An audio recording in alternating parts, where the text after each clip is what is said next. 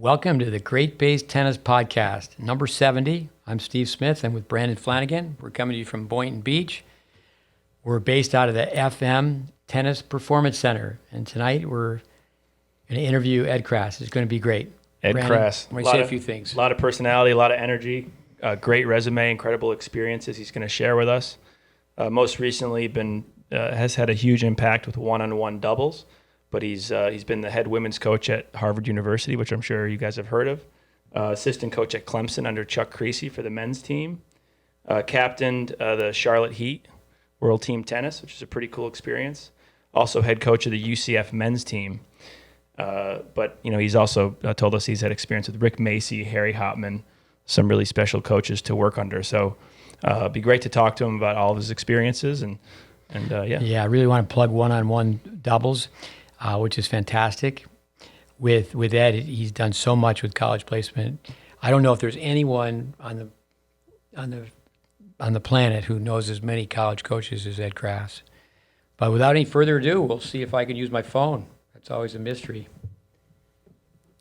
A real mystery. All right. I get teased for my phone skills. Lack of. Eddie Krass from Tampa, based in Tampa. Hi, Steve. Ed. Hey, Ed, how you doing? Steve and Brandon. All right, here. Brandon. Hey. Great to have you on. We just told our listeners that we're going to talk about number 1, the Tampa Bay Lightning, number 2, the Tampa Bay Lightning, and number 3, the Tampa Bay Lightning. No, I'm just the world champ. It's quickly changed The world into an champ. NHL podcast. NHL podcast, but I know you're a big fan. We talk about the Lightning all the time, but let's talk about your journey in tennis, how you got started. There's so much to cover with what you've done in tennis.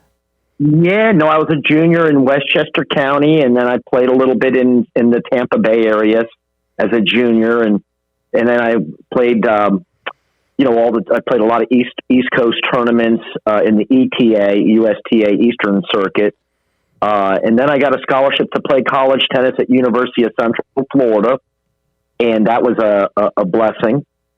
And then, I had 4 years there, and then was asked to be the head coach of the UCF men's team my 5th year. And because they really didn't have, the funding to get a real experienced coach, I was lucky to get that job. And at the age of 23, I was a head coach of a Division II team back then. And we played all the Division I teams that came into town, like Ohio State and Michigan. But it was a great experience. And I saw you guys had quite a high ranking in Division II. Is that right? Yeah, we finished number 6 in the nation that year, and it was thanks to Harry Hopman giving me some real good training on, how to give guys good workouts. I didn't know a lot about technique or strategy back then, but, you learned a lot from Mr. Hopman about how to train players in different ways, And so it was some it was, I gave the guys some serious, live ball training and that they weren't used to, and they saw that, it was going to be serious, and I ended up getting a guy named Mike DeFranco on the team, and the rest was history. He was a great, great player. What sticks out with your time with Harry Hopman as far as your experience? I had 4 summers with him, and I just think that is the way he professionally ran the operation with over 60 teaching pros working in one day. Just the great the system that he had for shot making and physical conditioning, and he let people learn from each other. But it was kind of like you learn as you go, but then you teach them as you go. And I saw that you can work as hard as you want and get as good as you want, but it's up to you. Mm-hmm. It's up to the effort. And a lot of times you can feed a ball to where they can make the shot, or you can feed the ball a little bit outside of their comfort zone, and that can start a very match play difficult ball. Mm-hmm. Very true. So it was, and then you learn from there. You don't learn everything from a guy like Mr. Hopman, but it was a good base. Oh, that's great. What about actually? He's one of our pillars. We had an entire podcast dedicated to Mr. Hopman. When I ran a program for 2 years where you get a college degree, it was really an honor to have him hire our students for the summer and for different internships. Where did you go from Hopman's? From Hopkins, I worked, after 4 summers there, I did work, I worked one full year with Rick Macy at the Greenleaf Golf and Tennis Resort in Haines City in 1984. And it was the year after I coached at University of Central Florida as the head coach. And I got some good experience working with Rick, and I think he got some good experience kind of seeing how the Harry Hopman system worked for some of his players. And I think we made a good team for that 1 year I was there. And then was lucky to get the job coaching with Chuck Creasy, who was a real hot coach at the time. He was the head of the Junior Davis Cup team and coaching the Clemson Tigers. Mm-hmm. No, I remember. And I remember Chuck being on the cover of Eugene Scott's Tennis Week. No, he was very, very popular with what he was doing at Clemson back in those days. Exactly. And so, I figured that was a blessing, because he was interviewing about 10 different coaches, and he liked the way I got on the court, and I, it was funny. They put me on the court and they wanted to see what I can do. And I said, well, I'm going to go with what I know. And so I gave them some live ball drills, some 2-on-2 live ball drills. And in about 10 minutes, they were on the floor, but they wanted some more. Well, you had a connection because Chuck worked for Mr. Hopman as well. Exactly. Yeah, he did a nice job there for a while. Yeah. So that was nice. And I gave him some nice stories about how I worked with, Mike DeFranco at UCF, who he had, who he was thinking about recruiting. And Mike had beaten Brad Gilbert twice in the 21 and over tour. He was that talented, and he was out of Gainesville. And then we had a bunch of other good players like Troy McQuaig, and it was a good team. I remember seeing DeFranco play. Yeah, he was fun to watch. And he was dynamite. Then you found your way up to the cold weather, right? You went up to Boston. Yes, I couldn't believe that. Dave Fish at Harvard said, the head women's job is open. It was at the Nationals. We had just lost to Stanford by, I think it was 1 shot, when they ended up winning the whole thing. And he said, we got an opening for the head women's job, and why don't you come up and interview for it? And I said, I'm really geared towards coaching the men, but hey, Harvard's Harvard. Let's give it a go. And it worked out. It was just I had to learn how to listen. And that's what I learned. Dave Fish really taught me, that it's time to listen. You can't just tell people what to do. Yeah, he's another great example of being able to work with players and really intelligent guy, articulate guy. I had the opportunity to work with Dave, and just really for their summer camp at Harvard, but learned a lot from him as well. Yes, absolutely, and it really rounded out my coaching style. Just learning from Dave and seeing the way he spoke and the way he operated with his team, and the advice that he would give me. And of course, I was running my own ship, but it was certainly interesting to see, how he ran things kind of his way. And he said, Ed, you got to develop your own style, and but you got to learn how to listen to the players all day, and then at some point you get a chance to talk. And that's a 360 from coaching at Clemson. Interesting. And Brandon mentioned World Team Tennis in Charlotte. What was that experience like? Yeah, no, that was really a phenomenal experience for me, because just after I finished coaching at Harvard, I got the opportunity to coach there, and that was interesting because we had 7,000 people that would show up for quite a few of our matches in Charlotte in the Coliseum, and it was action packed and it was pressure packed. I had to recruit my own team, and then we started off 0-3, and it looked like we were going to go really down the tube. And I decided I was going to start to coach them old school and really get in the trenches and teach them the way I knew how. And they really got into, a little bit more down and dirty type of training. I didn't know it would work with the pros, but some of my blue collar tactics helps. But I had a great team. What can I say? They came back, and I think they won like 13 in a row after that. We ended up losing in the final, it was the semifinal, to one of Billie Jean King's teams. It was exciting stuff though in that World Team Tennis League. Yeah, hats off to Billie Jean King. She just hasn't given up, keeping team tennis alive. would think it would be great. I think it'd be great if if team tennis was really in the forefront. I mean, I think to have fans and say if there's if there was even a minor league circuit in every city, just that's right. What they did last year during the pandemic was one of the greatest things I ever saw. It came down to that all those great players coming in. If you remember, they came in and played in West Virginia at that resort, and they had all the top players there. And at the end, the whole season came down to 1 point. You remember that? Yeah, Greenbrier. Yeah, it was an incredible final. I mean, that was the best season I think they ever had. And then from there, you got into the business world. You set up your own program, placing kids in colleges and running college ID camps. Is that right? Yeah, it started to evolve a little bit over the years into becoming a real nice college tennis exposure camp, and it's with all the different head college coaches there. It turns out to become a nice way to help get the kids placed and recommended and networked into different programs. And you're still doing that now, the exposure camps? Yes, still doing the college tennis exposure camps. You know what? They're too good to stop now, and they're only 2-day camps, and we used to do the 4-day sleepover camps, but the kids have gotten too busy for things of this nature, and they're so programmed out. I'm sure you guys agree. Totally agree. My brother, actually, going back probably now, I want to say easily 20 years, more than that, where he attended one of your college placement camps. And just tell us a little bit more about what that camp entails when you're working with all these juniors, age, I would guess 14 to about 18, many different college coaches.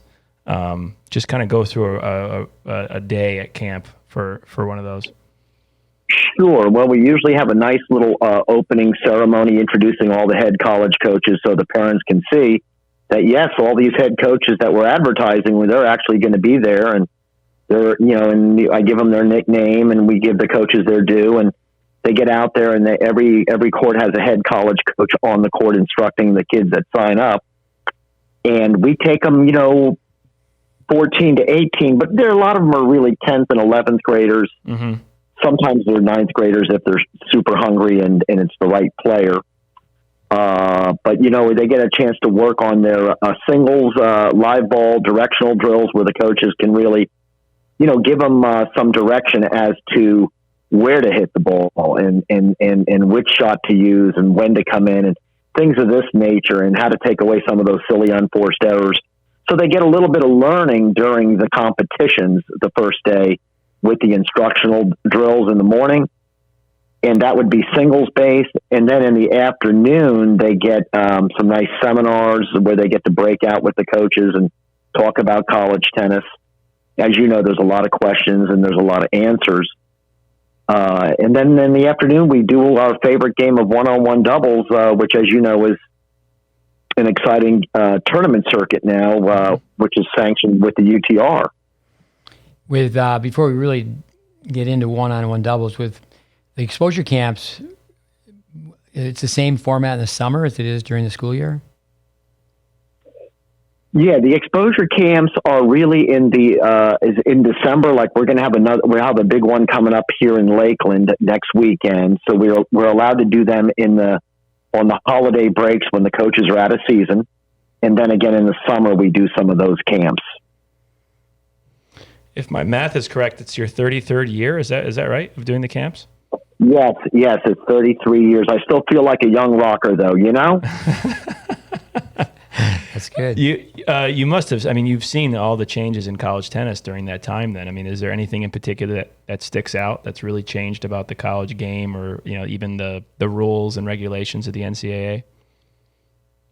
Yes, I think they downplayed. I think a little. They've taken away some of the doubles action. A lot of the doubles. It's now just 1 point. Mm-hmm. It used to, and even at the D2 and D3 level, I believe it's gone now down to 1 point. It used to be all the doubles would count for 1 point each. When I was coaching, I remember at Harvard and at Clemson, it was 1 point each match. Right. But now it's de-emphasized. It's not as important. So college teams don't work on those skills as much as they used to. Sure. Hardly So you can have more baseliners playing the game, and there's less development of the players these days, I have found, because of it. Right. It's funny. I think that's actually called the Scarpa system. That's was my college coach, Paul Scarpa, who had really encouraged, I think, to keep doubles in college tennis. And you could correct me if I'm wrong, but the doubles matches were played after the singles matches, and then now they're played before. Now they started off, which is kind of nice. I kind of like it started the way they're starting off. I'd like to see if every match counted for one. Right. But that's just the way they vote. So it's all voted that way, and I guess they have their reasons why it is. But it is a very short set, and I think it's a no-ad set, and a lot of coaches really complain that it's way too short. Yeah. And the kids don't really get a chance to get into it, and if they get broken, that's ball game, Yeah. We it wasn't that long ago I was in college, or probably was sort of long ago now, but we would play an eight game pro set regular scoring, and now I think it's a 6-game set with no ad, which is pretty quick. No ad, yeah. So it's better than nothing, but the doubles is still big, but not as big as it used to be. If you're a great doubles coach, you're handcuffed a little bit because it only counts for one point. Yeah. I mean, it was just 6 games. I mean, 6, it's not divisible by 4. That was done because they're trying to get tennis matches shorter, obviously, and get them on TV. Is that right? Yeah, I think at the upper level, they were, I think the administration, the ITA, the whole goal and the vision was to get the matches a little bit shorter so that, the kids could maybe get back to class, and coaches that are coaching with 2 teams, it would be a little bit more manageable with time, and I think many of the coaches were really liking that. Of course, you'll have a lot of arguments the other way that says, the tradition of the long matches is what they're missing. But this is what's happened, and I guess it's allowed it to be a little bit more on TV. I don't know how much TV we have seen with it, though. Going back with college tennis, if you could bring something back from the old days, what would it be? From the old days, I tell you, I used to play, one day I played 12 sets, okay? I played, I think it was 6 sets against Wake Forest, and I think later in the day, 6 sets against Indiana when they came in that afternoon. So I don't know if I would like to see it go back to full 2 out of 3 sets.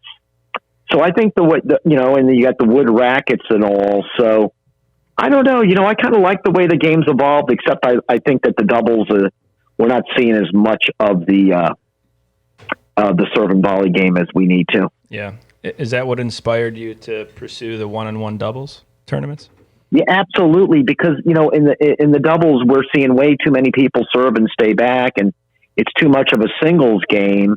And I said, oh man, we got to preserve and showcase the serve and volley game. And it was a dream come true when it actually started to crystallize. And how many years ago did you put that together, one-on-one? I started that in 2004 and came up with the idea. And the guy who was my first sign-up was the guy who beat Boris Becker at Wimbledon. You might remember... Duhan? Yeah, Peter Duhan. You remember Peter? As a matter of fact, you were at that tournament. Peter was playing. Yeah, Peter Duhan, yeah. No. He sent me a $45 check, and he said, I'm flying in from Arkansas and can't believe someone's finally putting this together. No, it's fantastic. With first time I saw the drill, which you turned into a game, was in the 70s. My oldest brother was the assistant coach of the New York Rangers, and I was allowed to go into Felt Forum. The year-end tournament was Madison Square Garden.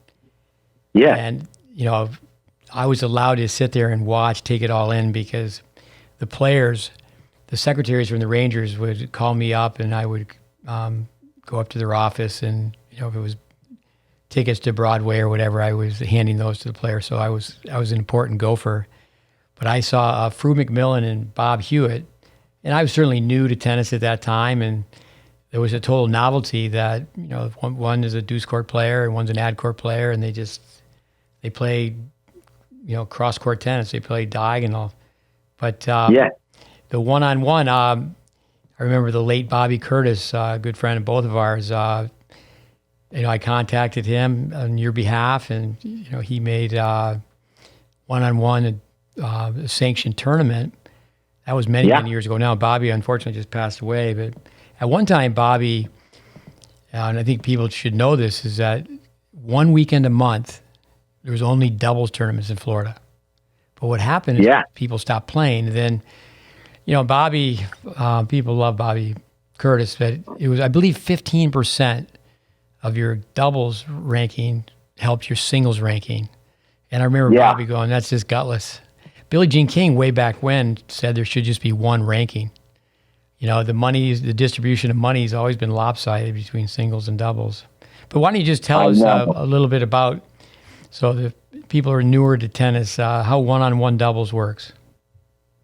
Sure. Well, one-on-one doubles is the cross-court serve and volley singles game played cross-court with the alley included. So it's a nice, safe, I don't know how safe it is, but it's a nice space where you can get more successful serve and volley points going.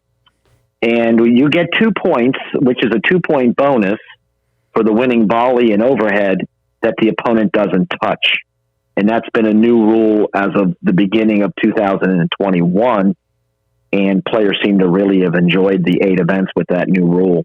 At one point, didn't Tommy Haas talk you into having the players stay back, but then you went back, the principal, if you had to come in?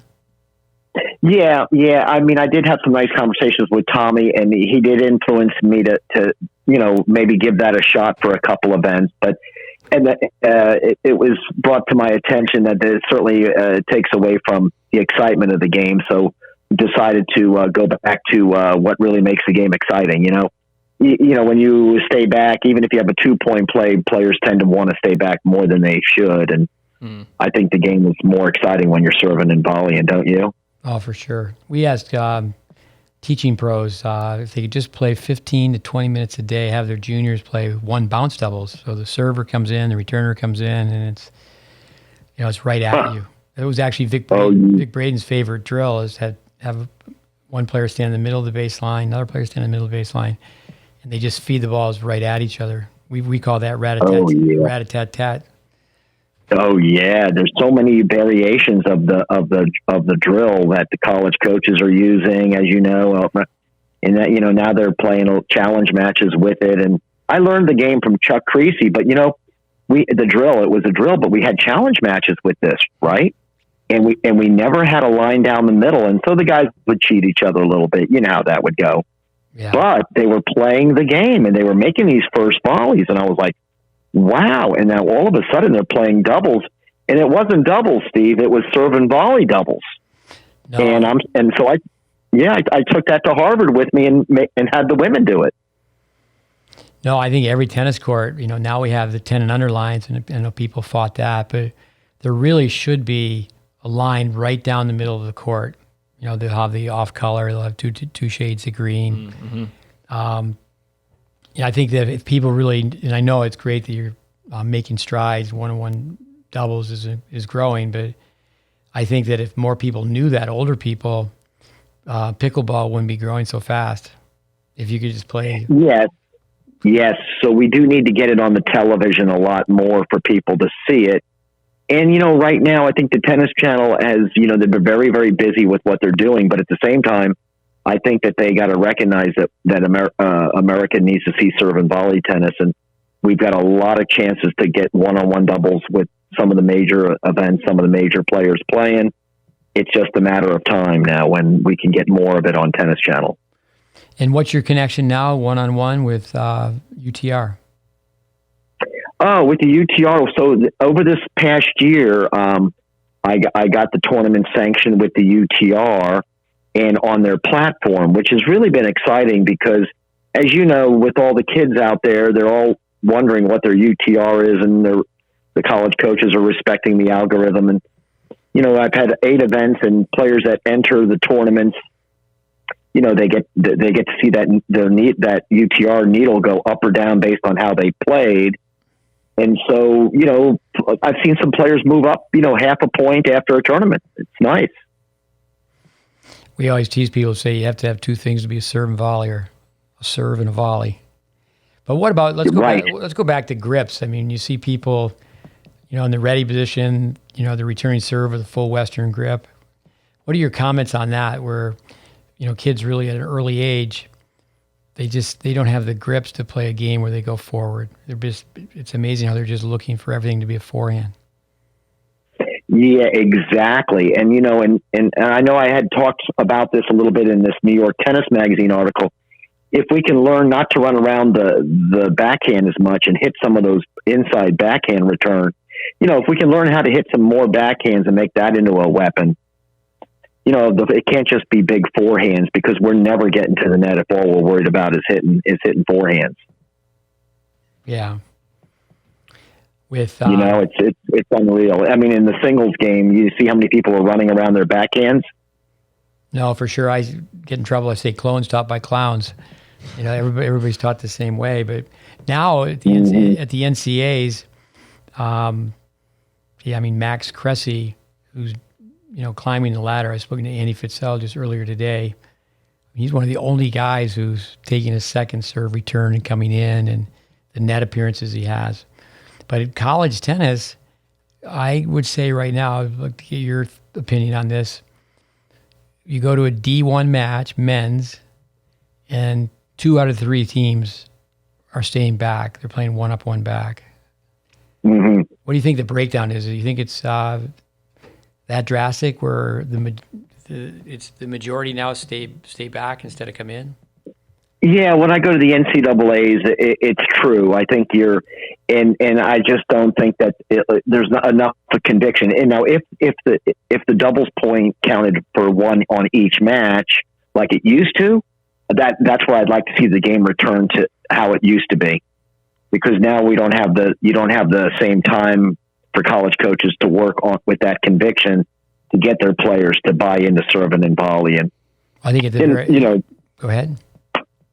So, I mean, I think that's a big problem, is, I don't know, maybe the college coaches have lost their passion to work on this with their kids. I don't know. There are some college coaches I know that still do teach this part of the game with passion, but you're probably not seeing them as much as we need to.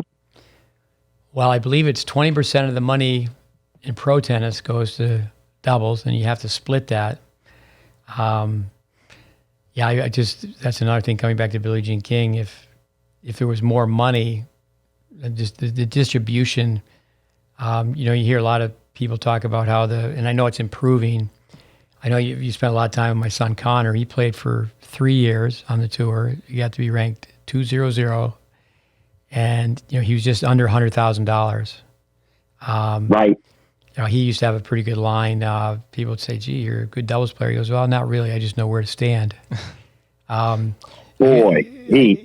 used to say, you could also say, plus hang on to the way you hang on to the racket. Yeah.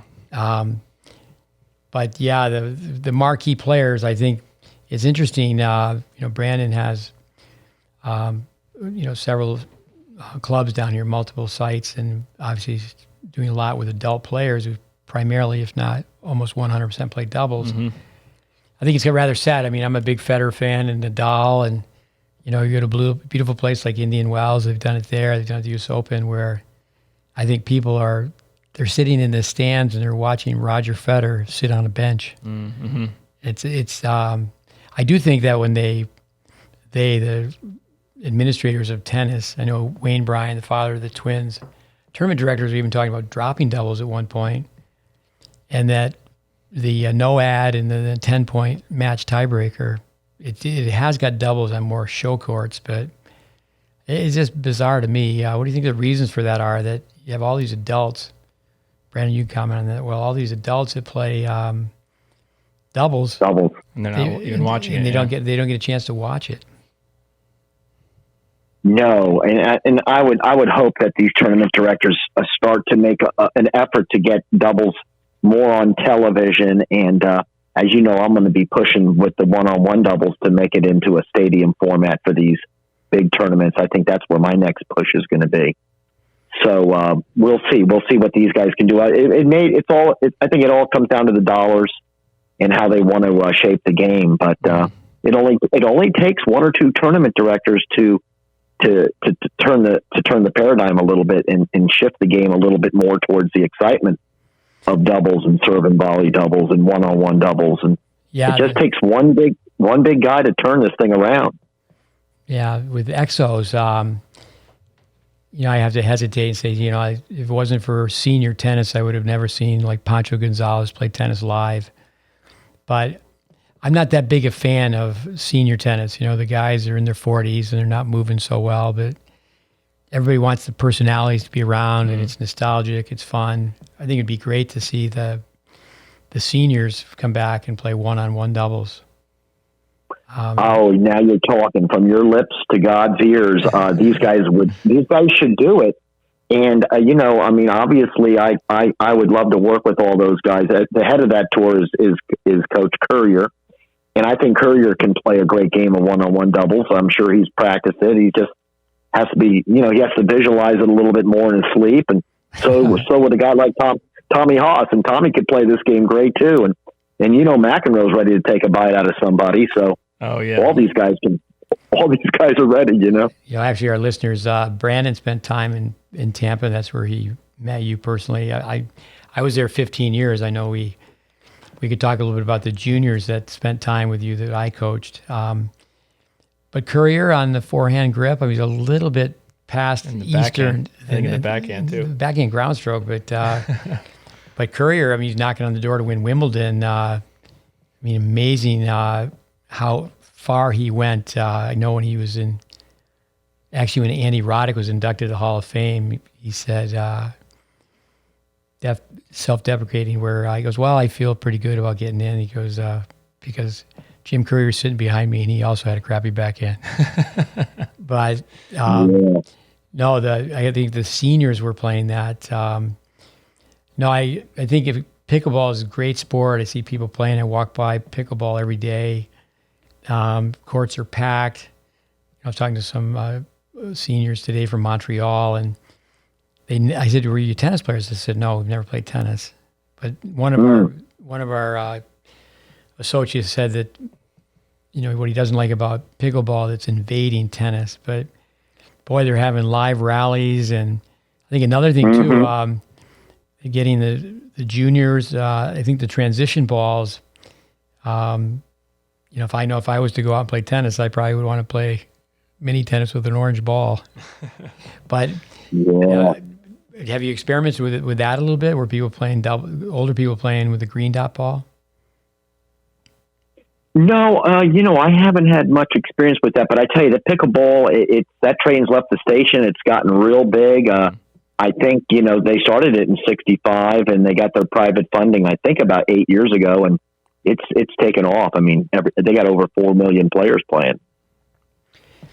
Yeah. I think with the USTA, is there any way that pickleball can not take over tennis courts? I guess we just have to do a better job in tennis. I think all the reasons why we're losing tennis players.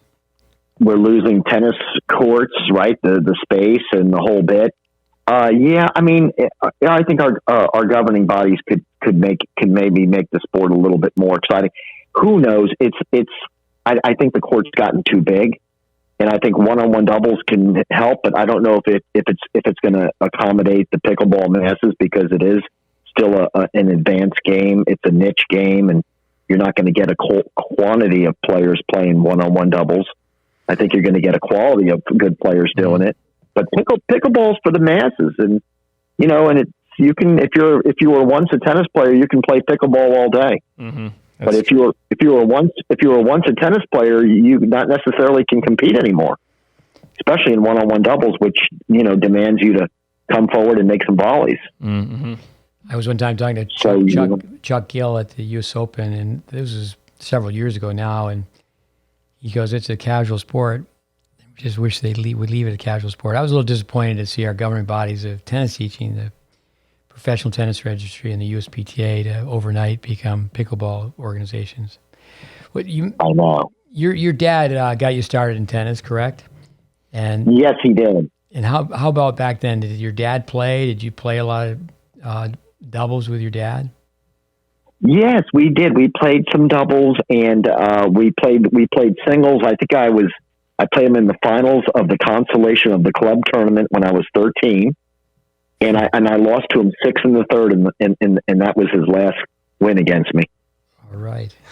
It just seems, the youth versus veteran matches for juniors to hang around and you get the opportunity to play with some adults. There's many things like the NTRP, the National Tennis Rating Program, it just never took off for juniors.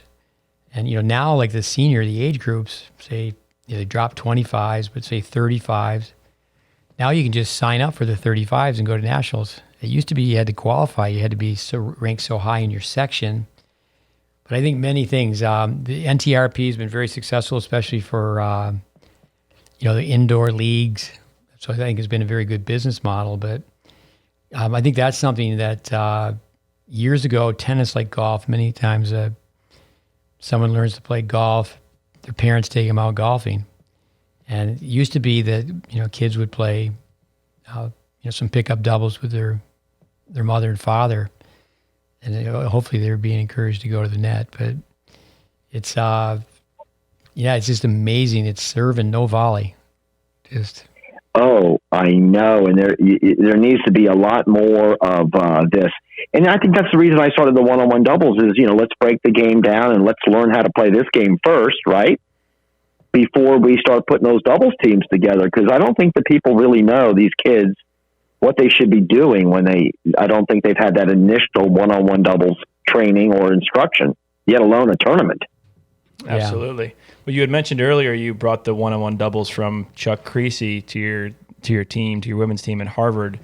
Yes. I think back to, another coach, Chad Berryhill, his involvement and Steve's involvement with the HCC women's team in Tampa. Oh, yeah. And the rules they instituted, and I know there was a lot of one-on-one doubles that they played. When you introduced this to the female players, were there any differences to when you were doing this with the men? Yeah, I mean there was some pushback initially because I think the women at Harvard, half of them thought I was definitely out of my mind trying to teach them this because they thought that I was trying to change their game as opposed to adding to their game. You see the difference? Right. So even the smart women at Harvard had to understand that difference, and I had to explain it to them. Even though they were definitely smarter than me in certain ways, I had to make them feel that they were still, learning something about the game. Sure. So, when they learned how to play this game and they started to see that they were getting good at it, then they go, well, should we serve and volley in our doubles, coach? And I said, what do you think? I said, absolutely, we want to play to win versus playing not to lose. Right. And then the light bulb went on. So all 6 of my players were serving and volleying. My number 1 player did not want to serve and volley. So I said, listen, you might as well sit the bench for the doubles because this is what our team is all about. So that's the way that went. Actually, going back to Chad Berryhill, it was a great opportunity for us. We ran a co-op at Hillsborough Community College, 28 courts. It was 12 clay, 16 hard. And the one rule was you had to have a palm down serve.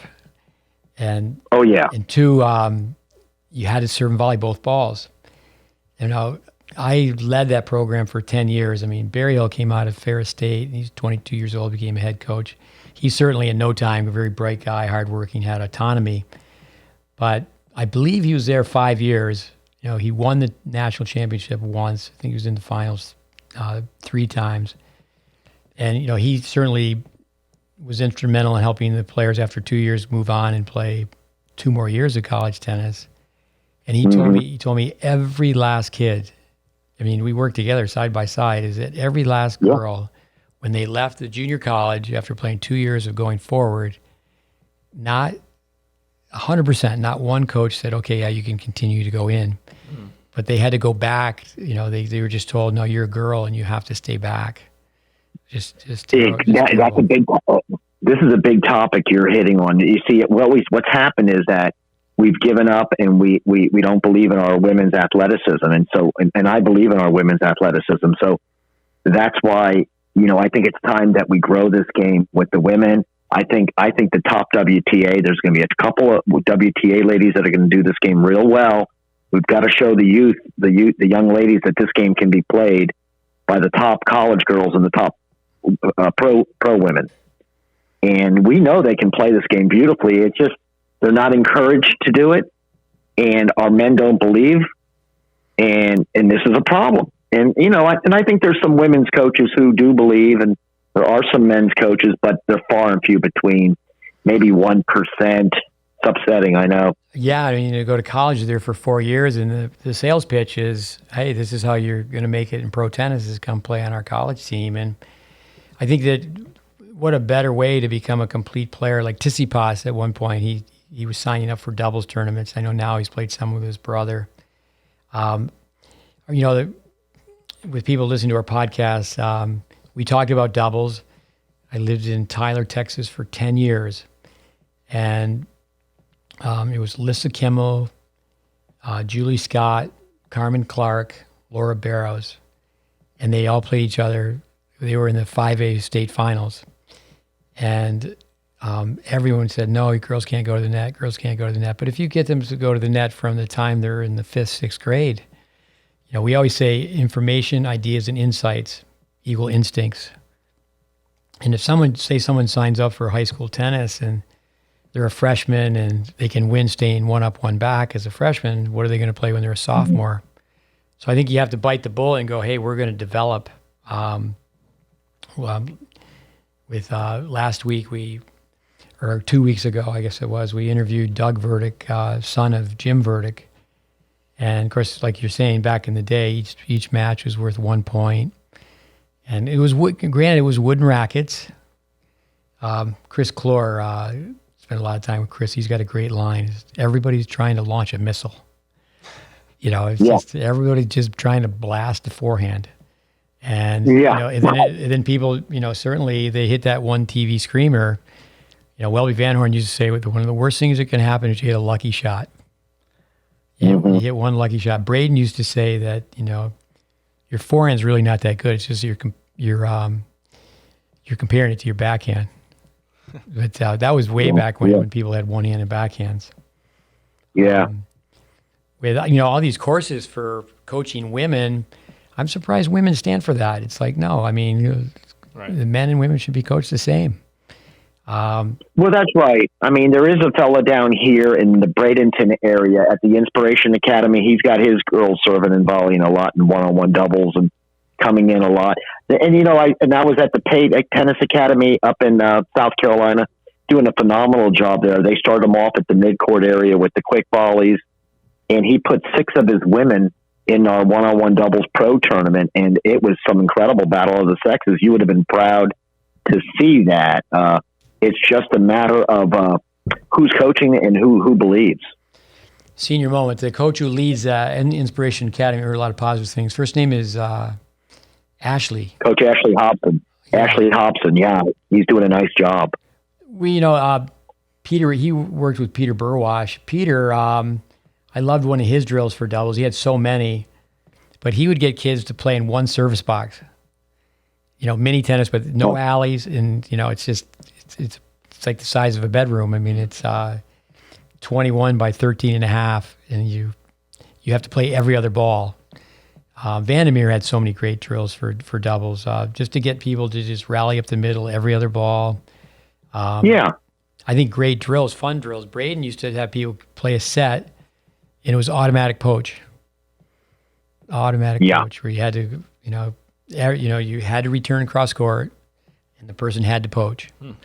Well, that's right. I mean, you're a product of your coaching, or you're a victim of it. That's one of my sayings.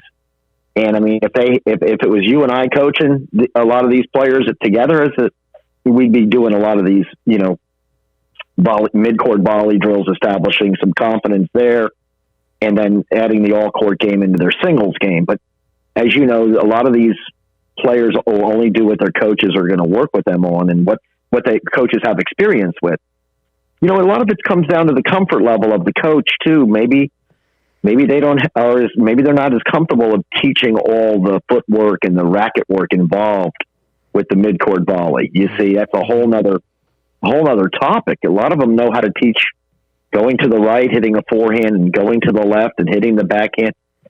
You're telling them now to teach how to do a split step and how to step out and how to bend and then how to move the racket for the volleys. Now you're asking that coach to teach all that. Are you kidding me? Well, I feel sorry for college coaches. I mean, they're getting kids that are 18 years old and they haven't played any doubles. They haven't played any. It's like Martina Navratilova says about mixed doubles. You mean it's still real doubles, where it's the one up, one back. So yeah, you and I were in Tampa a long time. You used to have our juniors come over, and when you'd have out-of-towners come in, I think of Austin Krychek is still playing. My son Connor and Ryler, I think Austin could get there. They weren't quite good enough to play for the Davis Cup, but all three of them, some of my critics, I said, well, I know I'm doing something wrong, but we had three kids from Tampa that at least became practice partners for the Davis Cup team. But Austin born in 1990, so yeah, he's still playing.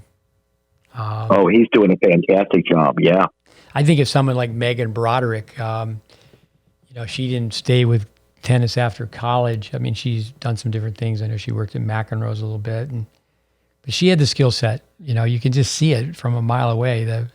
The Arthur Ashe line about Welby Van Horn, you can just see it from a mile away if a kid has been taught well. Now you go to futures and kids are playing matches and they don't even warm up at the net. Mm-hmm. They don't take volleys and overheads. No. I tell you, Ryler DeHart's done a great job just keeping in the game. He did a whole year of this one-on-one doubles, but boy, what a great job he did with getting the number one at Illinois and getting the top 120 in the world. And he had a chance, he had a chance to hang it up, but I think one-on-one doubles has kept him in the game, Steve. And but all of a sudden, pickleball is starting to take his time now, so I'm getting a little worried about that. Yeah, again, I walk by this park where they play pickleball every day, and we're coaching a young girl, Alanis Hamilton, and she's a very good player for her age, one of the better players in the country. And her dad, he, really knows table tennis, played at a high level, and yeah, she should sign up. I mean, I was told Ryler's making some money playing pickleball. Oh yeah, he is. He's proud of it. He's keeping busy. Yeah, absolutely. And the one-on-one doubles game is not as easy as he was hoping, but he started off real hot, and all of a sudden he's recognizing there's some tough competition out there. So he's got to really train at it to try to beat some of these top guys, and he's got the game to do it. Though he's still a fabulous player. Actually, he was Thomas Olerstedt, who was a student of mine. Thomas from Sweden. He went to this program where he got a 2-year degree. Oh yeah. He started Ryler, then sent Ryler to me when he was transitioning from a two-hander to a one-hander. And then I coached him, I guess, from the 6th grade. Then he went to Illinois and he played for another student, Craig Tyler, who went to the same program that Olerstedt went to. But I think if people are taught from the get-go to go forward, I think Ryler's tennis, he got away from that a little bit. I remember when he played Nadal at the U.S. Open, I've had a lot to do with Steve Denton, who played so high. He was number 2 in the world in doubles, 11 in singles. And I'd say, hey, Denton, over here. What do you tell DeHart? He said, you need to play the way you used to. He used to go forward much more. I think that, my son Connor, I think Ty Tucker helped him so much with fitness, but I think those are two players that lost their game style when they went to college. My son Connor and Ryler, they were all-court players, and then they became more just offensive baseliners. Yes. I do think college coaches get really nervous, really, really nervous. I mean, maybe it's because their job's on the line, and you just go forehand, just get forehand. And there's no doubt about it that, a freshman's going to go to the net just like a little kid goes to the net to lose at a faster rate. Freshman's going to go in and, they're not going to do so well, but they're going to be there for 4 years.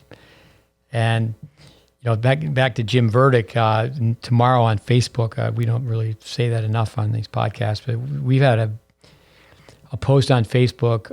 We've missed 2 days in over 12 years putting something up. And we have this letter that Jim Verdick read to his incoming freshman, but we also have a summary. And we're talking about unranked high school players when they came in as a freshman, but that by the time they were seniors, people should look at it on GreatBase Tennis Facebook tomorrow. Jim Lair used to say, a Verdict player would be carrying the water jug as a freshman, and then they'd be carrying the championship trophy as a senior. But I think that word really is problematic throughout all of tennis is, winning now. So I think a college coach is going to say, I know Ty Tucker has said this, that, well, my players are playing for Ohio State, which is true. That's why he's been so successful. But the ground strokes are initially better than the volleys. The ground strokes are initially better than the volleys, but to switch that around, you got to take it on the chin a few times. You only learn by making mistakes. So, if you don't get up to the net, we're always telling people if you're going to singles or doubles, ideally you should lose in a point-ending situation. American tennis is going to get better if we can get more of this going, more all-court action. Obviously, you don't want to run in like with a chicken with his head cut off, but you got to come in on the right ball. And, you don't go in just to go in, right? But in singles, there's opportunities. You can actually mix your serve and volley up, and you can come in on that mid-court ball, which a lot of kids are still waiting for the ball to come back to them, right? Mm-hmm. As opposed to hitting that mid-court ball. And the biomechanics of hitting that approach shot and running forward is very awkward for them. I mean, if I was to retrain them, any ball hitting the middle of the line, that's a green light. It's hit and you go. Mm-hmm. As opposed to letting the ball keep coming back to you. See?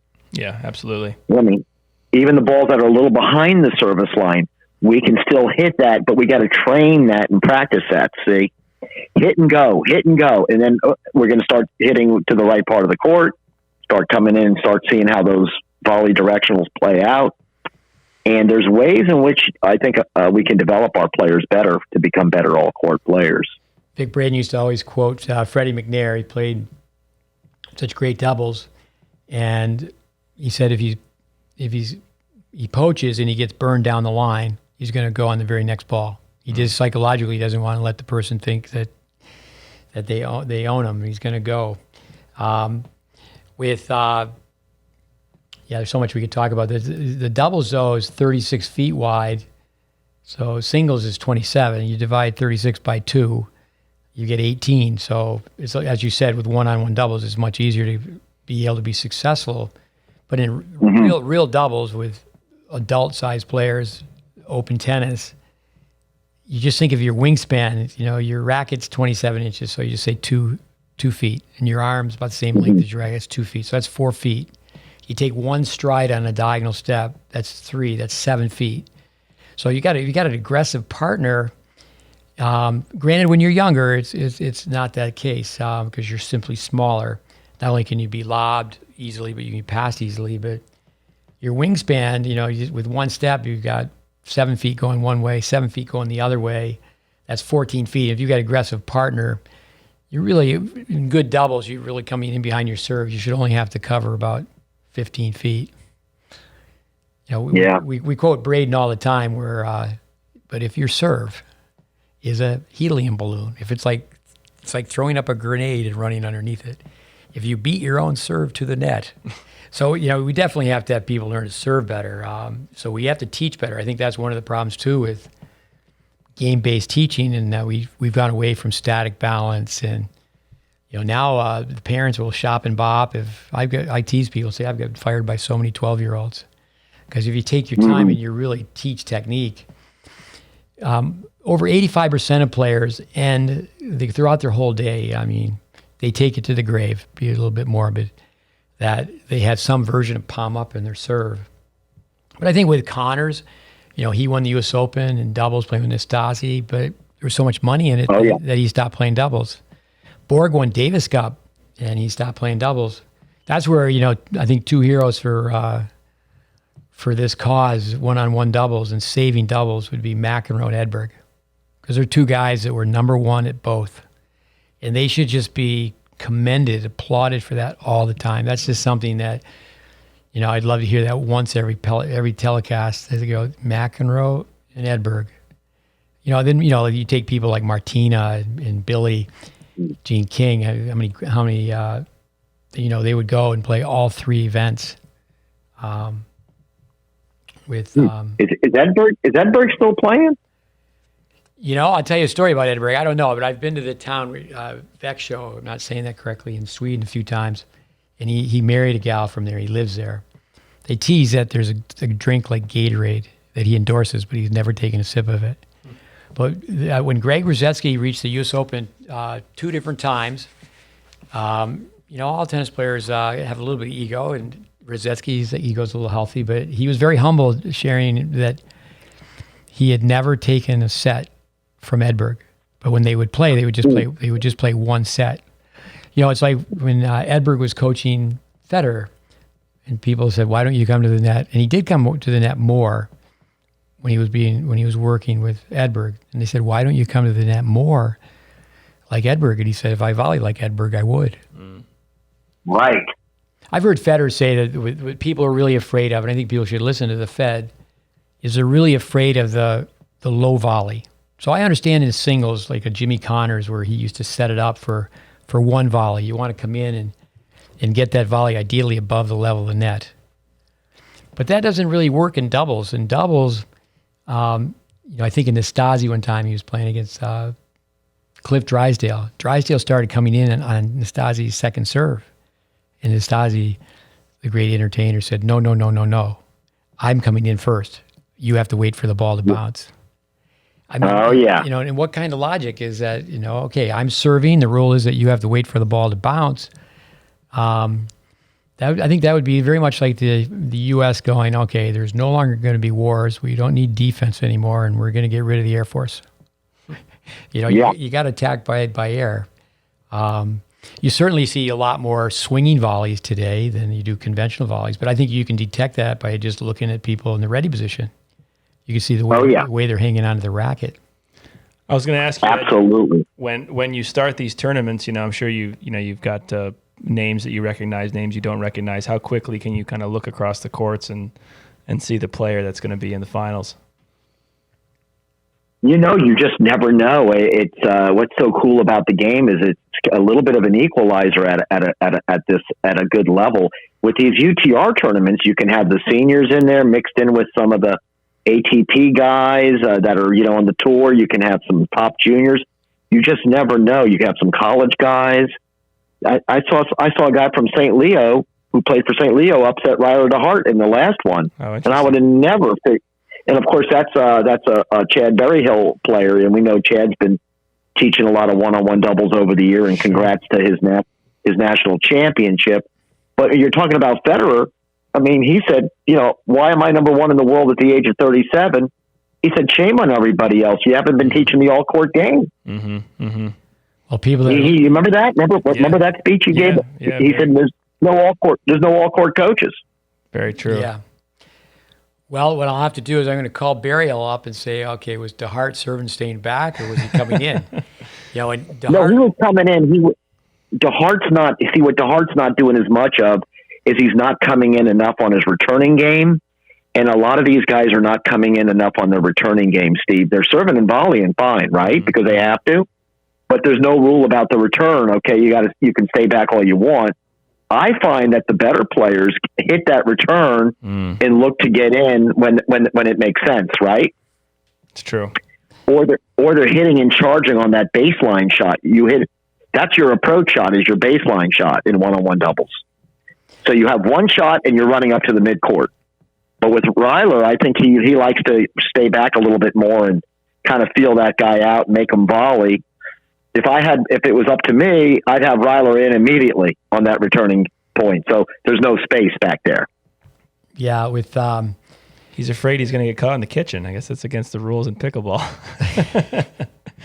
I know. So I don't really know the rules of pickleball. I just see it. You can't step in the kitchen. Yeah.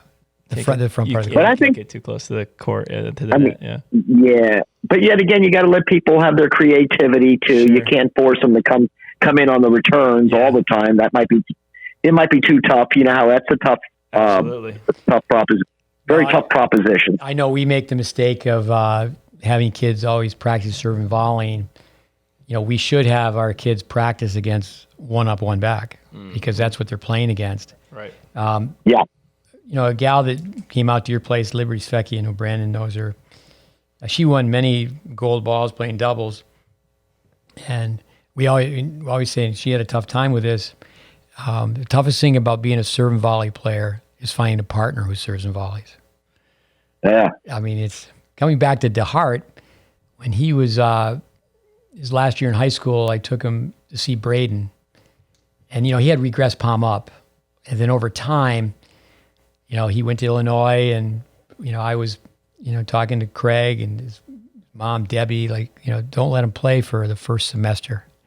And then right away, the rules were Tylee was at the U.S. Open, and Riley went out to Napa Valley. He played right away and he won the MVP award. But that was just something that, the serve over time, that's where I think his career was shortened, that he had that problem with he was never really corrected with, Bruce Burke, for example. I mean, he's, successful coach. He was with Tylee when they won at Illinois. Then they just recently won at Texas. You have to just say, okay, let me take a second glance and see how their players are playing. But again, I feel sorry for the college coaches where, you know, the kid's 18 years old, and it's just a lot of times it's just based on their grips. That they're just so one dimensional. And having a kid have reconstructive technical forehand and backhand surgery, that's at age 18, that's a problem, because now they're away from home, they're on a college campus, the academics are tougher. But no, it really needs to happen from the get-go. And I really think the governing bodies of tennis, like I said, in this country, the USTA, wouldn't it be great if the little kids were playing and they had to serve and volley? You know, they're playing doubles, they had to go forward. Another thing would be when kids serve, instead of little kids, I made 2 videos today for 2 8-year-olds, and they both have palm up. It's logical, intelligent. They put the rack in the pizza position. They pull down. They pull down because they swing straight towards their target. And I think people making decisions on how little kid tennis is taught, you should be able to just serve from the baseline and just serve anywhere in the court. You know, so it could be you could just call it, this is, developmental rules, and then you can serve. We do it where people have to shadow swing and serve twice, and then they can serve, because kids are allowed to play lousy tennis. I tell parents, the light at the end of the tunnel is not a light; it's a train coming right at you, because your kid has such poor mechanics that they're going to leave tennis. They're going to find something else to do, because they just don't know that they're not working on the right skills. The thing with volleys as well is, like, little kids to really young kids to hit a one-handed backhand volley. They're not going to be strong enough, so they're just going to avoid the net. I mean, Pete Sampras hit a two-handed backhand volley. We show that film all the time. But talk a little bit about the return. What do you think about the return? Are people just looking for a forehand return? I mean, Stevie Johnson, I know he was playing the other day, World Team Tennis, and I mean, obviously he's a great player, most decorated college player of all time. I think that's one of the reasons for that, not to take anything away from him, but people like John McEnroe and Connors, they just played 1 year. And, he just, great team guy, won so much. But do you see people playing doubles on your one up, one back circuit where they're just hitting forehand returns? No. I think that the serves are getting too good where they're finding the opponent's backhand. So, they're having to have to hit a good sharp backhand return as well. And if you and I are playing, we'll find each other's backhand. So I think I'm seeing a lot of backhand returns as well, especially in one-on-one doubles, because you can pinpoint that right away. In our group, the lane we're in is teaching kids in their formative years, and it's amazing how they can't look straight ahead. They're always shifting their head, looking at their partner. They follow where the ball goes. And if you look straight ahead and you just look at your opponent's rackets, you know if your partner hit a high ball or a low ball. We see people all the time running around their backhand volley. And then at a high level, they're just, if someone goes right at you, you got to play a backhand volley. But little kids, just for our listeners, you just don't run around a backhand volley. But then on the returning side, I see kids doing that, again, in our lane, working with players in their formative years, 14, 15-year-olds or even younger. They're doing anything to hit a forehand return. And then so they're making a lateral east-west play. So then if they're playing against someone who knows how to play, they're going to be able to come to the net faster. Oh, yeah. Yeah, there's a lot of progressions to that, from holding the racket to hitting it properly to knowing how to adjust the grips as you're coming forward, because you can't keep that semi-Western or Western grip, as you know, when you're coming forward. At some point, you got to know how to master that Eastern grip, and that was a big thing that Vandermeer made so famous with the USPTR, was understand how to switch the grips Eastern to Eastern backhand. And I know the USPTA mainly said, hey, everybody has to keep the same grip, a continental, and that's it. So, I mean, I think what's happened is, people only get so good with just volleying with one grip and say, yeah, this is difficult. I don't think I can volley so well. Let me just go back and do what I do well. So, we haven't studied the grips enough. Is there a continental? When do we use an Eastern grip? When do we use, how do we adjust the grips for the half volleys? These are questions that are not asked enough. We don't see articles about it. We're not glorifying the mid-court volley, the quick volley. You'll see it a little bit, but I think maybe it's cyclical. Maybe we'll start to see more instruction about the volleys. Raven Clausen, we interviewed Raven. He's the same age, give or take a year. I think he's a year older than you, actually, Brandon. They trained together, and Brandon and I were having dinner one time with Raven, and I said, Raven, at that time, he was just climbing. He got a late start, 3 knee operations. Eric Budak really helped him out by letting him play the Australian doubles, and they won it. Or excuse me, it was like it was like a win for Raven. It really, didn't hit the big time until the latter stages of. He's still playing. I can't say it was like his career is past tense, but so we were having dinner, and I go, Raven, he's worried about the ATP pension. Now he's done well, where he's going to get the ATP pension. But I said, these are the numbers you should still be interested in. Is if someone volleys with a true continental grip, the strings aren't even facing the court you're standing on. Now, in our world, so much of the Braden math, if you take a racket and you spin it 8 times, it goes in a full circle, 360 degrees. So you take 360 and you divide it by 8, the racket face is 45 degrees. Now, a lot of people are told, keep your elbow against your body. And, the angle of the racket face is up, the angle of the racket path is down.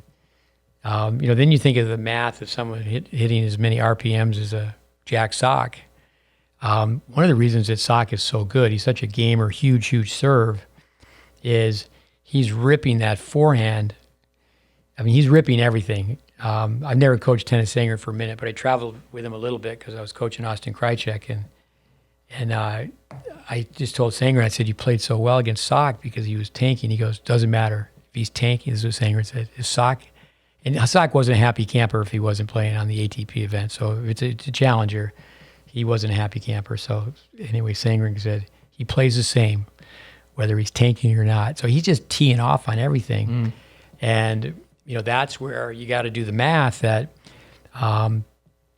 when people are hitting a deep volley, not a touch volley, not a soft angled volley, but when you're in a deep volley, it's just a fact. The racket face is open less than 10 degrees. It's like Rosewell's famous underspin backhand. Gonzalez said, people call it a slice backhand. He goes, what's slice backhand? And Braden did the film where his racket face never tilted more than 7 degrees. So, people aren't really floating the ball, but but again, even at the high level, I think that a lot of times they're there because they're superior athletes or they're, warriors or just great competitors. But there's a lot of players that have holes in their game when it comes down to the volley. How about the serve? How about the toss being over the head and people hitting too much kick and not having the toss in a position where you can hit a combination of speed and spin? I know you're not seeing the serve become as efficient as it should be. I am seeing some good abbreviated serves now where, Roddick, of course, made that pretty popular back when he worked his way to number one. I'm seeing how some people are very effective, especially the women on the tour with that. But the second serve, I'm seeing a lot of players missing the second serve where they're not hitting a foolproof topspin second serve 10 out of 10 times to the opponent's backhand. Now, way back in the day, you had a very popular, sir. I'm sorry to interrupt you. You had a very popular video. It was. Yeah. I remember having a copy of that. Tell us about that. It was just for the serve. Yes, it was. Basically, it wasn't the full backswing. It was keeping the palm down, but it was a short swing, like how the world class players are hitting their overhead. So it was basically learning how to pop that ball over the fence. If you're sitting near the net, right, you would be able to hit the ball over the fence on one bounce by just using your hand, which is actually holding onto the racket. So as I tossed the ball up, the racket went right up into the motion, and I thought it was a lot more efficient than anything I ever saw. I said, So I was starting to coach Jay Berger to do that, and he caught on to it pretty quickly, but then Jay didn't have the same motion that I wanted him to have. But he showed you that you didn't need a whole lot of motion, did you, to pop that serve? Oh, he got, what's he, number 9 in the world? He used that old Prince racket forever. Yeah, exactly. So, I decided to do a video on it, and, it seemed, I believe Roddick's coach came out, studied it a little bit and taught it to him, and it got out there. It was really nice to see how a lot of the teaching pros started to take a liking to it. Actually, Stan Bostic coached Roddick, and he was frustrated with his serve, and he put the racket in the abbreviated position. We do a drill that we learned from Oscar Wagner. We just call it Elvis Presley snap down. And you can't do the drill unless you toss the ball way out in front. We just find so many kids, because when they're younger, they serve with a forehand grip. They're not taught to go to a continental grip. But what they do, they still have palm up, but they toss the ball so far over their head. So then now the racket's in a position where the edge starts to go up. And, they got to go see the chiropractor. I mean, they're hitting spin, but, it's just going nowhere. It's going so slow. Yeah. I know. That's why I called it the best serve. Stood for biomechanically efficient serving technique, right? Yeah. You just throw the ball up, let the racket go up, and boom, whack it, rather than let it go back, down, and around. And, that got to be problematical. Yeah, it can be. Well, Creasy was known for Hell Week, where his goal was his players for the first week, if they were to quit. I think a lot of coaches say, well, if they can't hang in here for this week, they won't be there. They won't be tough enough when we get down to the nitty gritty. So he was really known for getting his guys to break 5-minute miles or close to it. Tell us about Mark Dixon. You worked with him too. Was he there when you were there? Or did you No, he was there before me. I had Berger with Matichewski, Kinnear, those guys. I think Matichewski and Berger were the best. I don't know if you remember the name Richard Matichewski. Oh, but yeah. He was in Tampa. He was 49 in the juniors and 49 in the pros. He bought Palmer's Academy years ago. Great guy in Tampa. We used to let him use courts at our tennis school. Yes, he was a great player at Clemson. He worked his way up to number 1, and so did Jay Berger. He started at number 4, and he won the U.S. Open after his first year at Clemson. He won the U.S. Open Juniors. Oh no, I'm sorry. He got to the round of 16 of the main draw. Forgive me. And he decided to come back and play one more year of college tennis. We thought he was going to turn pro. Can you imagine that? Wow. And Chuck made him have to play everybody in challenge matches to get the number 1 spot right after he arrived on campus. I said, Jay, take that leather jacket off. We're getting to work here, That's classic. It's amazing the connections, the triangle of tennis. Ken Kinnear, tell us about him. He's now in charge of men's tennis. He did really well as a doubles player too, right? You got it. He was our best one-on-one doubles player. He would bring the heat. He'd come in for that first volley. He ended up beating a lot of top guys in singles because he would run these creasy momentum plays when they were down. He would give them the Ken Kinnear serve and volley. When he was up, he would stay back and outwork them. So he really understood how to use his serve and volley when he was down, and it was those Coach Creasy momentum guidelines that he put in his book that worked like a gem. Yeah, he knew how to do it.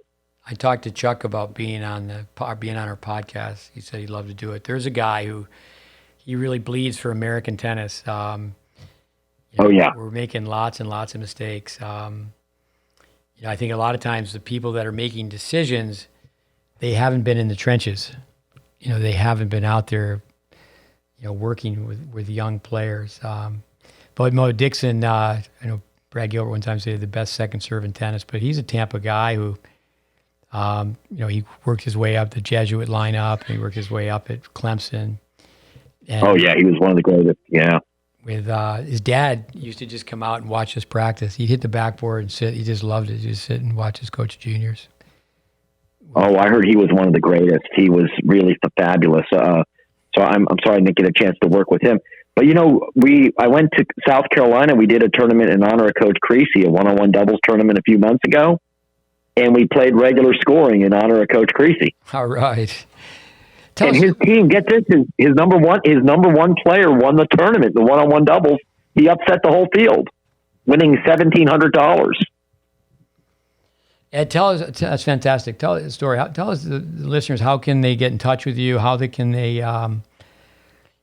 they run their own one-on-one tournament? Might talk about that a little bit. Sure. Anybody that's interested in running some one-on-one doubles tournaments, just contact us. They can use us as a resource.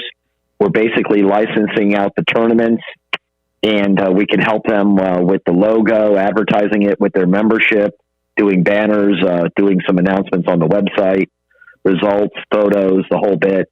And, we can help them with a whole bunch of things to get started. But, they can just call me at my 813 number here, 478-3384. The website's oneononedoubles.com. You got to spell it out. ONEONONEDOUBLES.com. You'll see some announcements of events and some of the history of the game, the videos, and we'd like to partner with the right people who have the passion to grow this and showcase this serve and volley game. I think it's a great game, one-on-one doubles.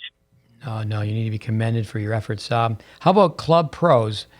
Does anyone run a one-on-one league? A league? No, not a league. I think the big thing is just to get them to run some tournaments, and there's been some pros that have run some tournaments on their own over the years.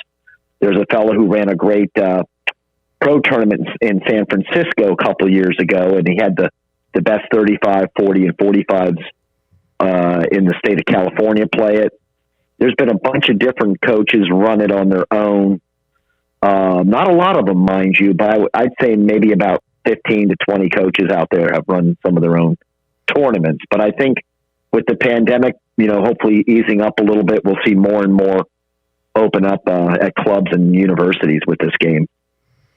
Let me ask you a question, Brandon. You may have a couple more. We'll wind it down here, but who comes to your mind quickly? These rapid fire questions. The hardest worker that you were ever working with? I mean, you observed it. You're at Hopman's and some of these other places, the tennis teams. Who comes to your mind? The hardest worker?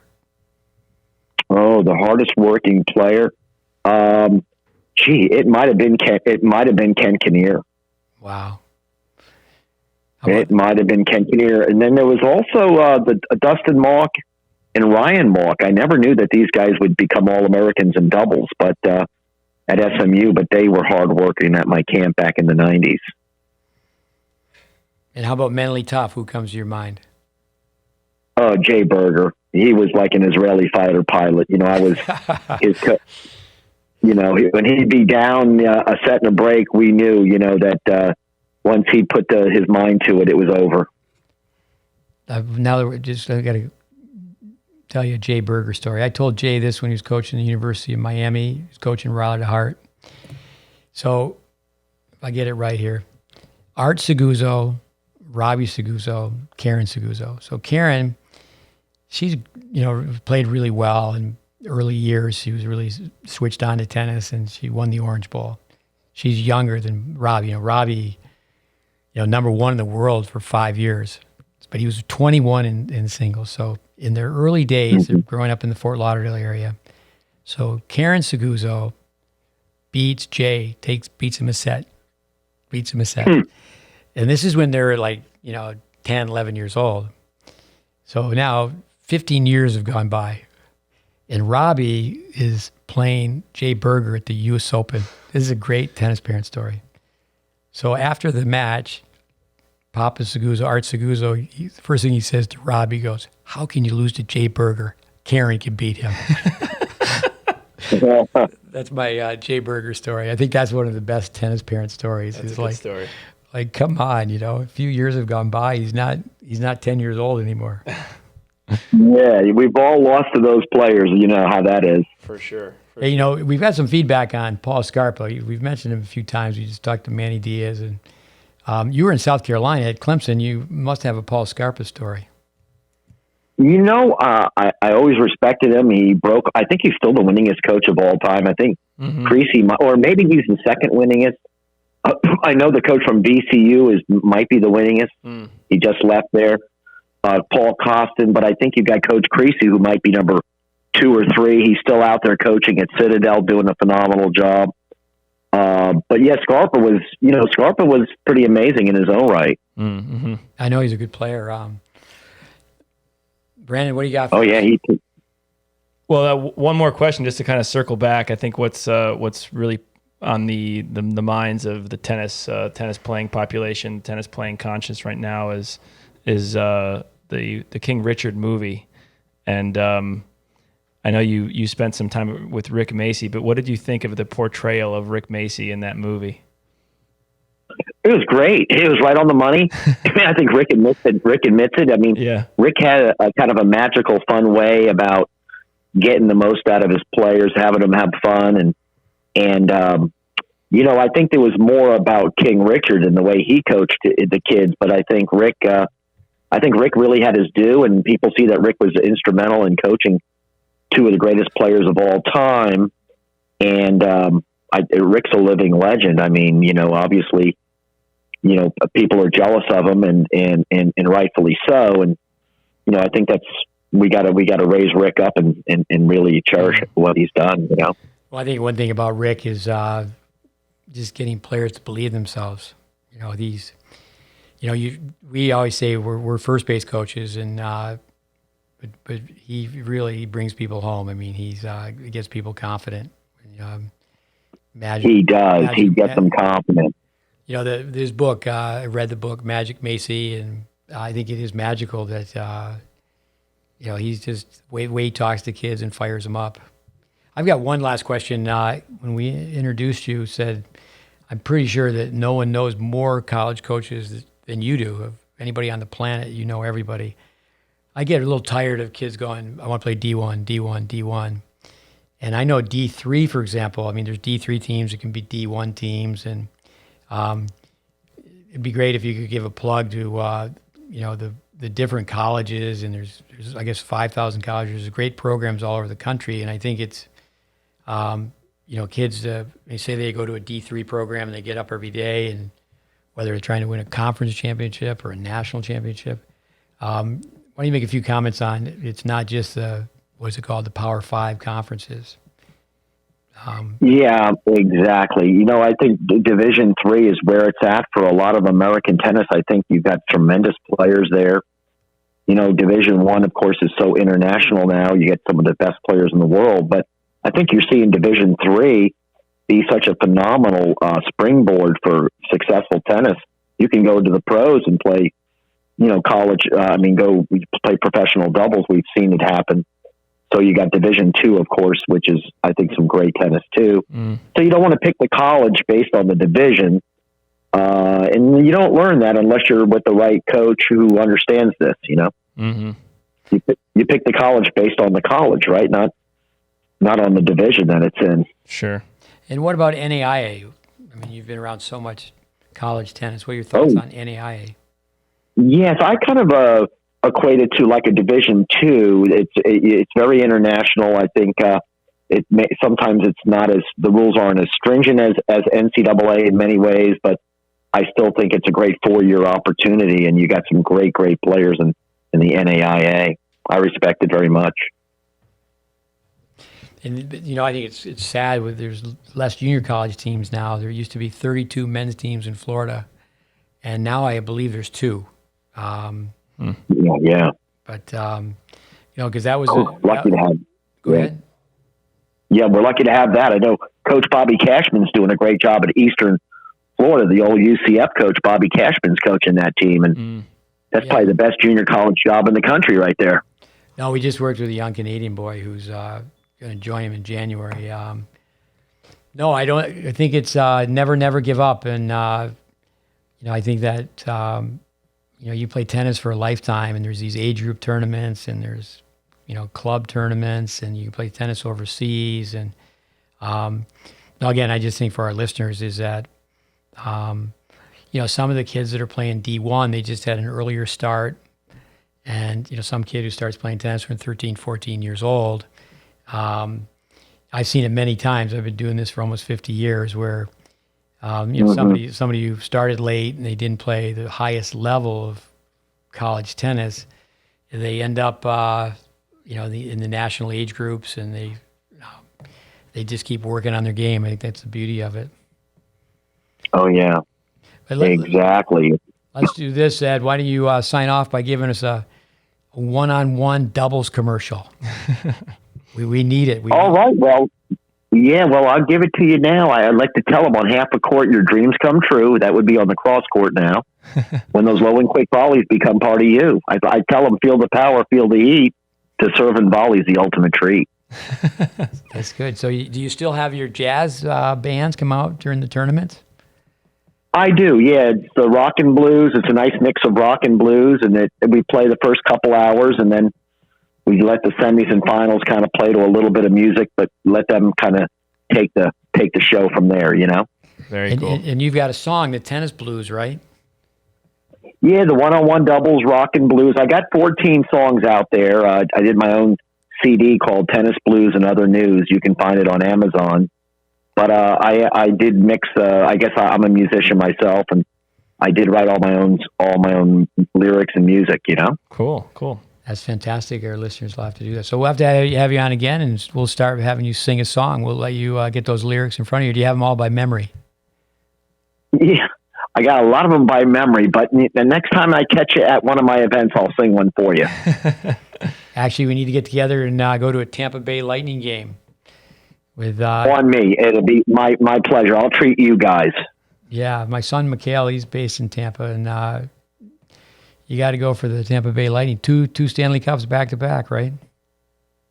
You know it. And I always tell my coaches if they win the team tournament, they get all expenses paid to a Bucks game minus airfare. And what instrument do you play? I just sing, just improvisational rock and blues singer. All right. Eddie Krass, this has been fun. Anything else, Brandon? No. Thanks for coming on. It's been a pleasure to listen to your thoughts on college tennis and one-on-one doubles and the whole thing, really. So, state of American tennis, and even Rick Macy's mustache in King Richard movie. No, I think that... Yeah. Go ahead. Yeah, I tell you, that King Richard was fabulous, too. I mean, those two were a great team, those two. With, and I think one-on-one doubles, it would be awesome. I think the USTA, governing body of tennis here in America, they should put a line down the middle. They've got the 10 and under lines, line down the middle, and people should be knowing, okay, deuce court to deuce court, we do it all day long. Then you play ad court to ad court. And I remember running on an interim basis at Tyler Junior College. They had a group of Swedes. And I said, okay, we'll have a one-on-one tournament, deuce court only. And these Swedish kids wouldn't go to the net. And I go, hey, I know you guys have never been to war, but there's going to be a war if you don't go to the net. You just got to serve them. Yeah. Peter Burwash, he used to get behind people, and he'd put his racket like he was going to spear him in the back, and he would just charge them to the net. I like the idea of one bounce doubles, though. But No, Oh, thank yeah. you, thank you, thank you. Yeah. And I hope a huge sponsor hears this. We just a little small corner of the tennis world. I mean, we have a small audience, and maybe someone will get a sponsor to call you up, and we need to have some big bucks be for one-on-one doubles. Well, that would be fantastic, and maybe it's coming, and maybe our time is coming. So, thanks to you and your support and your belief. It's moving the game forward, and thanks for your support of one-on-one doubles, guys. It's been great in college tennis, and all you're doing with your podcast, you're growing the game. Thank you. Oh, you're more than welcome. Ed Krass, Thanks for having me on. thank you very much. Thanks for having me on. All right. Yeah, it was great. Let's do it Thank again. you, fellas. Yeah, we'll Talk do to it you again. soon. You got it. Thanks again, guys. Yeah. Thanks a lot. All right, number 70, Eddie Krass. I like that All right, slogan. Flanagan. I like that slogan. What slogan's that? The one-on-one double slogan. Pretty good. Yeah. No, we'll have to get him on again and have him. I didn't remember playing an instrument, but yeah, his voice is an instrument. There you go. But no, a fun personality, amazing background, amazing cause. I mean, we can't let doubles die, and it's tragic. I mean, it's we could have talked to him about entry fees. I've been walking around like just disgusted and disturbed that there's this tournament down here.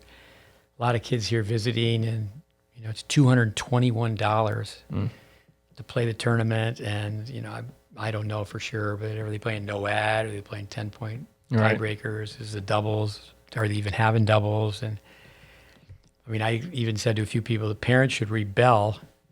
Wouldn't that be amazing if the parents were to rebel? Junior tennis go, no juniors play tournaments. And all this about rankings and ratings is it's that's